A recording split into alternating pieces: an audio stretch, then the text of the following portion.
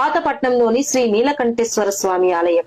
ఒక రైతు నాగలికి తగిలిన ఆ శివలింగం నేడు ఈ ప్రాంతాన్ని పుణ్యక్షేత్రంగా మార్చింది. అదే పాతపట్నంలోని శ్రీ నీలకంఠేశ్వర స్వామి ఆలయం. ఈ పవిత్ర క్షేత్రం పక్కనే మహేంద్ర తనయ నది ప్రవహిస్తోంది. కానీ ఆశ్చర్యం ఏమిటంటే నది నీరు నేరుగా ఆలయంలోకి రాదు.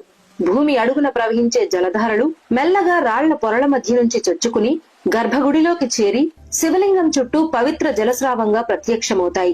భక్తుల విశ్వాసం ఏంటంటే అది సాధారణ జలస్రావం కాదు, గంగాదేవి పాతాళం నుంచి వచ్చి శివునికి నిత్యాభిషేకం చేసే దారి. ఈ గుడి వెనుక ఉన్న స్థల పురాణం మహా అద్భుతం. 1656వ సంవత్సరం పర్లాకిమిడి గజపతి రాజుల పాలనలో ఉన్న సమయం.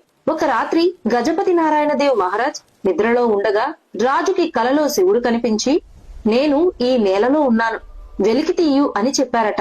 రాజు ఆ తర్వాత రోజు ఆ ప్రాంతంలోని పొలాలు, అడవులు